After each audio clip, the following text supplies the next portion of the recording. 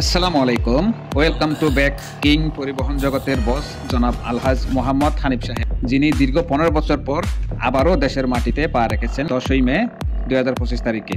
যে ম্যাকিং পরে আরম্ভ হয়েছিল, দেশে থাকলে হয়তো আমরা এতদিন গুম খুন করে ফেলাইছি। মামলা রায় হবে তখন একজন চাইছিল আমার কাছে 20 কোটি টাকা। আমার মামলাতে ওই ধরনের কোনো কিছু করতেও পারেনি তারা, যেটা করছে সম্পূর্ণ ভিত্তিহীন মিথ্যা কথা।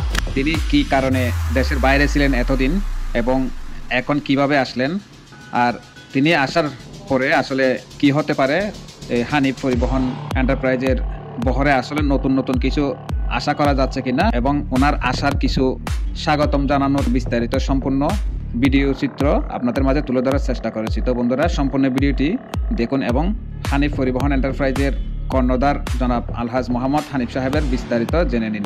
চলুন তাহলে ভিডিওটি শুরু করা যাক।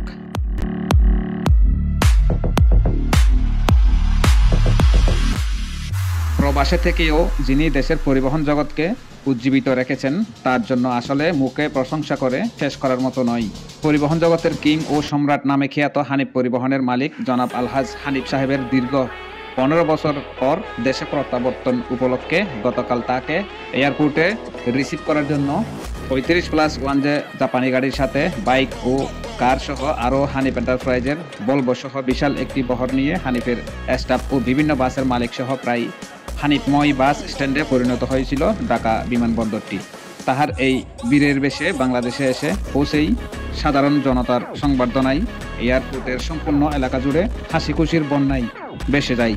শুধু কি তাই, যাকে বরণ করে নিতে তারই রেখে যাওয়া দেশের প্রধান কেন্দ্রে বাস টার্মিনালে অবস্থিত তারই ভালোবাসার অকৃত্রিম ছায়ায় বিকশিত প্রতিষ্ঠান হানিফ এন্টারপ্রাইজের নিজস্ব বাস টার্মিনালটি এক আনন্দঘন পরিবেশের টুকরুক কেন্দ্রস্থল মাত্র। নিজ জন্মভূমি ফুরুগাবতলী আমিনবাজার সাভার অঞ্চল সহ সমগ্র দেশের প্রতিটি সার্ভিসভুক্ত স্থানের কর্মকর্তা কর্মচারীদের পদচারণায় মুখরিত তাকে সাদরে শ্রদ্ধায় সম্মানে অনুরাগে বরণ করে নিতে।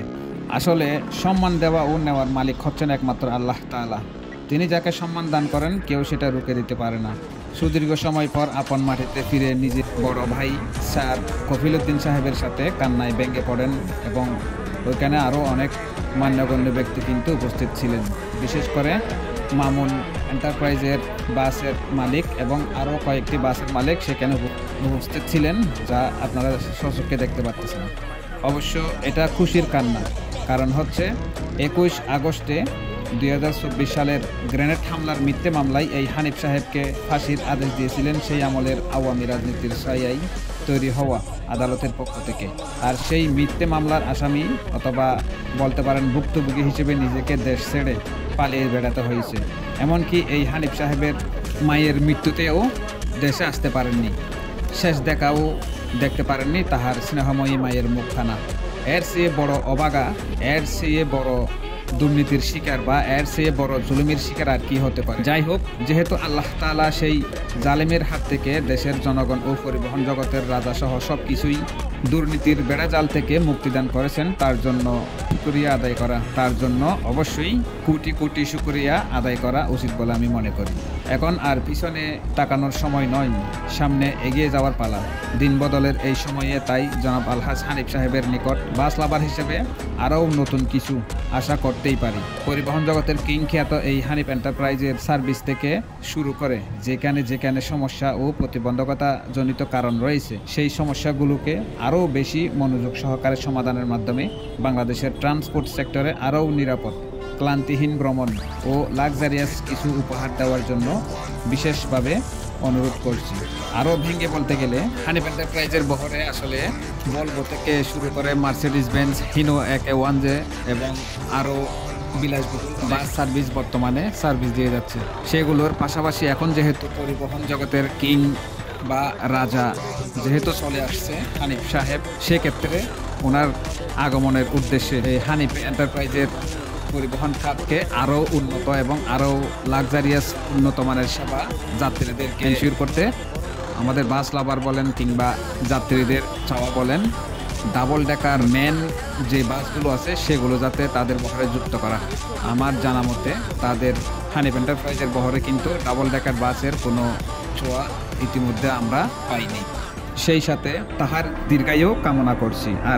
আর বিশেষ করে পরিবহন জগৎকে দুর্নীতিমুক্ত করার জন্য ও বিশেষ আকর্ষণ বা দৃষ্টি দেওয়ার জন্য আহ্বান জানাচ্ছি। কারণ হানিফ পরিবহন সর্বদাই নতুনত্ব ও নবদিগন্তের পথ চলাই বিরাট ভূমিকা পালন করে আসিতেছে। এখন পরিবহন জগতের রাজা যেহেতু কামব্যাক করেছেন, আমার মনে হয় বাংলাদেশের সাধারণ জনগণ হয়তো বা বিশেষ কিছু কিংবা বড় ধরনের কিছু উপহার পেতে যাচ্ছে। তিনি দেশের বাইরে থেকেও দেশের মানুষের জন্য যথেষ্ট শ্রম দিয়েছেন, তাতে কোনো সন্দেহ নেই। তবে এইখানে শুধু তাহার গুণগান করলে হবে না, আমার মতে সবচেয়ে আরও বড় ক্রেডিট দিতে হবে হানিফ সাহেবের শ্রদ্ধেয় বড় ভাই কপিল সাহেবকে। কারণ তিনি যদি সব কিছু পরিচালনা ও দেখভালের কাজটি না করতেন, তাহলে হয়তো আজকের এই দিনটি উদযাপন করা সম্ভব নাও হতে পারত। কপিল সাহেবের যে এই বড় অবদান তা অস্বীকার করার কোনো উপায় নেই। এবং হানিফ সাহেব ছিলেন একজন নেতৃত্বের কাণ্ডারি, ধৈর্যশীল প্রাণ, নিষ্ঠাবান, শ্রমজীবী আধিকারিক, প্রতিষ্ঠিত কর্ণধার স্বত্বাধিকারী, ভালোবাসার মানুষ, জনসাধারণের সেবা প্রদানকারী এবং একজন নিরলস পরিশ্রমী সৎ ব্যবসায়ী। আর আমরা যারা বাস লাভার ও হানিফের নিয়মিত যাত্রী আছি, তাদের একটাই মাত্র চাওয়া, সেটি হচ্ছে হানিফ এন্টারপ্রাইজের বহরে বাস সেকশনে যেন স্লিপার থেকে শুরু করে বিশ্বের নামি দামি ব্র্যান্ডের বাসগুলো যাতে বাংলাদেশের জনসাধারণ এবং হানিফ বাসের যাত্রীরা আরও উন্নত সেবা পায় এবং আরও আরামদায়ক এবং নিরাপদ ও কোনো প্রকার হয়রানি ছাড়াই সেবা গ্রহণ করতে পারি।